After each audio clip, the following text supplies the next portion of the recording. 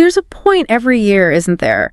When the air gets that sharp edge, the light fades faster. Yeah, it definitely shifts something. And it feels like, I don't know, the world, the everyday schedules and routines, it starts to feel a bit thin. You notice things you wouldn't normally, things that are harder to explain. Well, it's often described as a season of high anxiety. And when people confront their fears, sometimes those fears take very specific shapes. Today, we're looking at 4 submissions from listeners. Right. And we're treating them not just as stories, but maybe as, data points on fear itself. Exploring these experiences that really don't fit into easy boxes. Exactly. So today, our mission is to share these 4 accounts. They're true encounters, terrifying ones, with these unexplained figures that appeared in the dark, usually during the fall.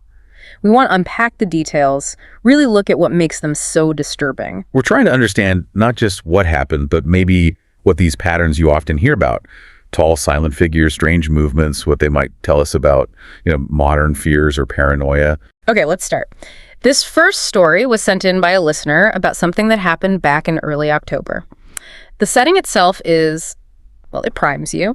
It's their mother's second-floor apartment. Okay. And it's in what they described as a sketchy part of town right next to the entrance of this long, dark alleyway. Right away, the alleyway sets a scene. Totally. So the narrator and 5 friends, Jess, Mike, Eli, Zach, Chi-Chi, they decide, kids being kids, that 9:00 p.m. is a great time for hide and seek. Outside, in that area. Outside, in the parking lot complex. Seemed normal enough, but that alley, it was an obvious hiding spot, dark and deep.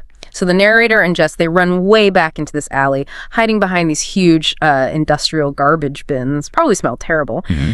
And it's dead silent back there, except maybe for distant traffic. The narrator's waiting, feeling that kind of tense quiet, and eventually looks towards the end of the alley. And that's when they see it. Not a sound, just a figure, an extremely tall figure. Unnaturally tall, like they added inches somehow, maybe standing on something, but the height was the first thing that hit them. And its hair looked like a colorful afro, like a cheap clown wig. Okay. But the face, just shadow, completely obscured. Mm-hmm. And it was just standing there, still, staring right at them. That initial sighting. Uh-huh. The feeling of being watched by something that's unnaturally tall, completely still, that taps into some deep urban fears. It's not a playful monster. It feels like surveillance. Yes. Like a sentinel. Jess apparently saw it too, immediately grabbed the narrator, whispering they had to get out. Like now. So they bolt out of the alley and run right into Mike and Chi-Chi. Okay. They're trying to explain, probably frantic, pointing back into the alley.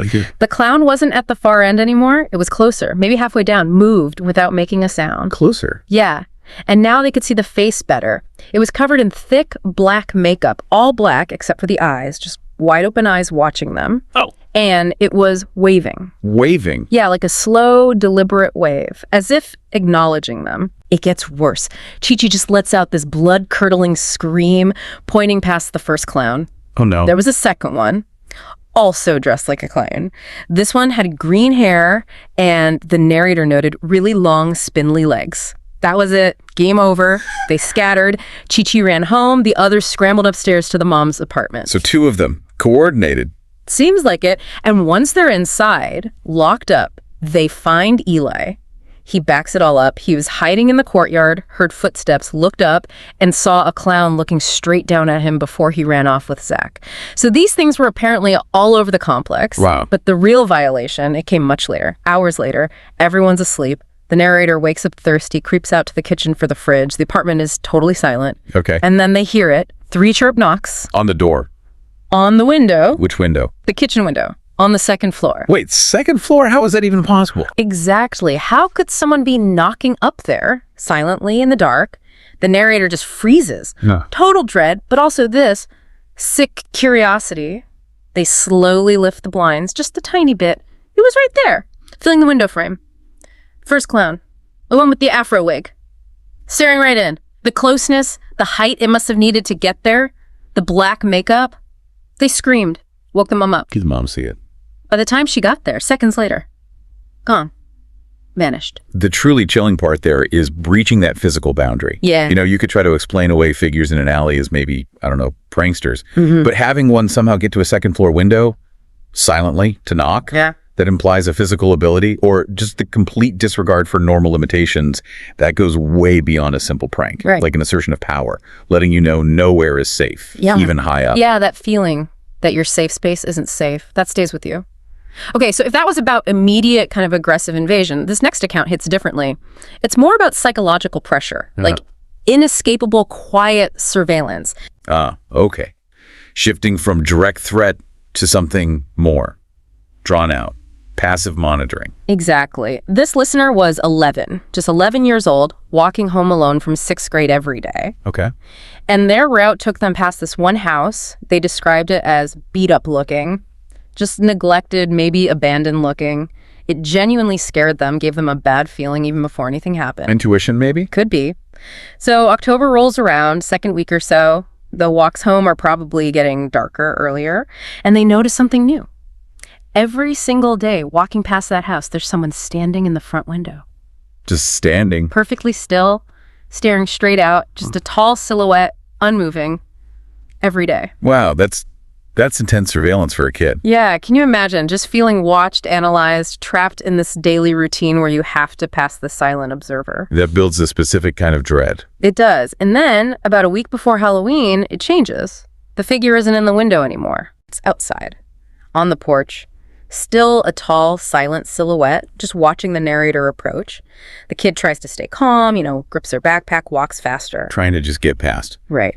But the second they're level with the house, the figure moves. Wow. The narrator said it was like it flew down the steps, just instant speed, and it starts chasing them. Chasey, oh man. Chasing and yelling, but the yelling, it made zero sense at all. Just incoherent noise, terrifying sound. Not even words? Nope. Just noise. Yep. So the kid is terrified, bolts down the nearest side street, sees a little alleyway, and dives behind this huge stinking dumpster. Horrible smell, but it was cover. Hiding. Okay. Crouching down, holding their breath, just listening. They hear the heavy footsteps stop right near the alley entrance, hear mumbling. Again, not words, just sounds. And then, this is the worst part, they could literally hear the person's breathing. Oh, wow. Ragged breathing, getting closer and closer to the dumpster, just feet away. Terrifying proximity. But then, thankfully, the mumbling faded. The footsteps went away, ran off. That whole sequence, the chase, the flight, hiding, then hearing the pursuer that close, that's incredibly primal. But what happened next is what really makes this stand out. Right. So the narrator gets home, obviously terrified, shaking, tells their dad, and the dad calls the police. Yeah. The police check it out the next day. And what they found, it just shattered the narrator's reality. What was it? The police came back and told them that house. It was empty. It had been officially vacant for years. Vacant, but someone was standing in the window every day. For weeks. Someone was standing there watching every single day from inside a house where nobody lived. So the police explanation, maybe a homeless person. Yeah. Squatter. That's what they suggested, a transient maybe. But it doesn't really explain the consistency, does it? Daily surveillance from inside a derelict building.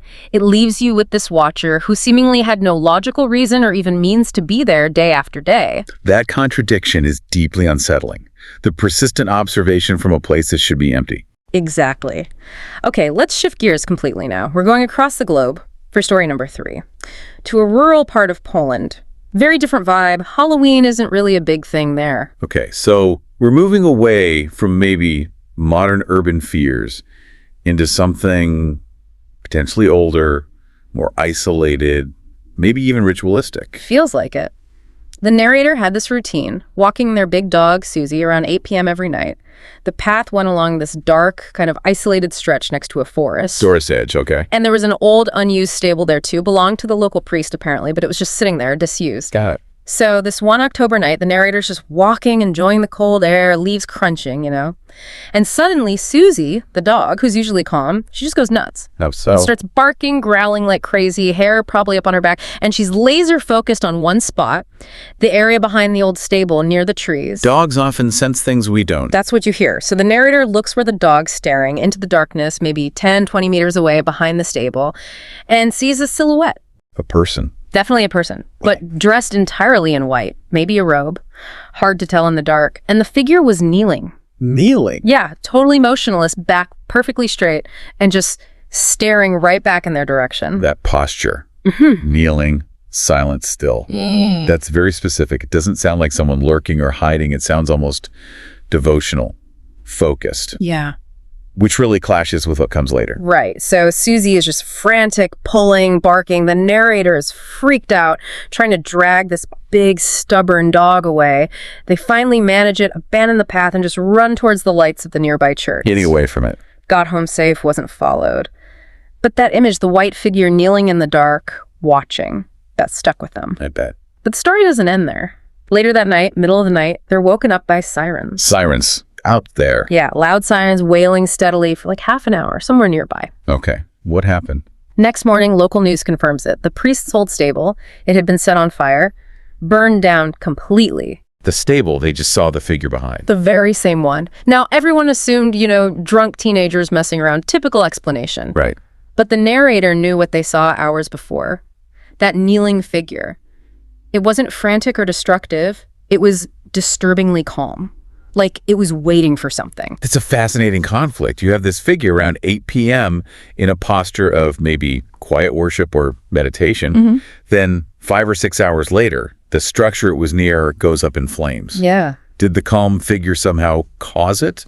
Or were they watching, waiting for someone else? The quiet devotion just doesn't line up with violent arson. It raises huge questions about intent and connection. Absolutely. Okay, one last account for this deep dive. We're back in a public space for this one, but something goes very wrong. This happened just last October. Small, family-friendly pumpkin patch. Late afternoon. Pumpkin patch, okay. Seems innocuous enough. Right, busy place. The narrator and some friends decide to walk away from the crowds towards the back of the patch where it gets quieter, near a wooded area. Getting away from the noise. Yeah, and behind a row of pumpkins near the trees, the narrator spots a figure. Another figure. Yeah. This one was described as really thin, standing totally still, arms held straight out to the sides, like a cross. Like a scarecrow pose. Exactly. And the friends just dismiss it. Oh, it's a decoration, a scarecrow.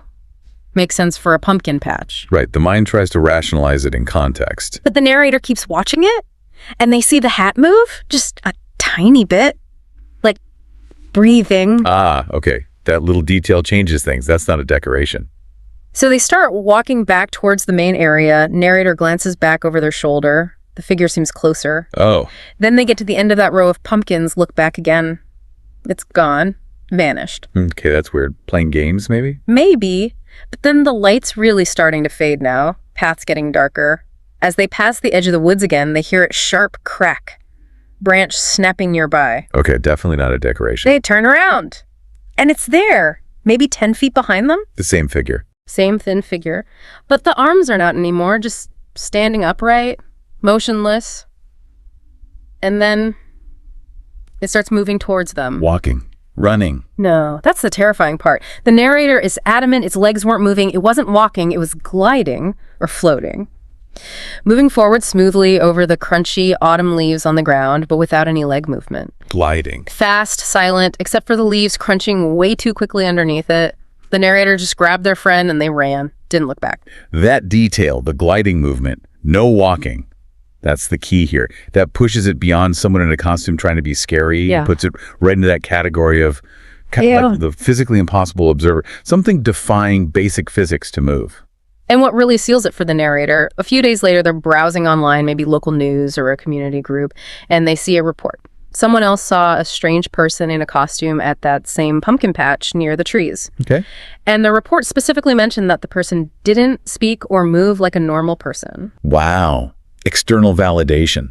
Someone else saw the abnormal movement. That removes the doubt, doesn't it? Confirms it wasn't just panic or misinterpretation. It was a shared anomalous observation. Yeah. So looking back at all four of these, you see these threads, don't you? Like data points, like you said. The timing, always deep into October. Right at the season. These figures, often tall, elongated, silent. This theme of being watched, inescapable surveillance. And maybe the creepiest part, actions that just shouldn't be possible. Climbing a second floor wall, gliding over leaves. Things that break reality. They defy logical explanation. Completely. These aren't just spooky stories people tell. They feel like, well, lasting psychological impacts. Imprints left by these observers who just watch and wait and maybe confirm that, yeah, the world has these dark corners where the rules just don't seem to apply. Well, that brings us to the end of this. pretty chilling deep dive into these unexplained fall encounters. Thank you for joining us. If these true accounts resonated with you, maybe sent a shiver down your spine, please do like, share, and subscribe to our channel, Horror Docs. We share true horror accounts regularly. And stay vigilant out there. Sometimes the things watching us from the shadows aren't just Halloween decorations. Good point. Until next time, everyone, please stay safe in the dark.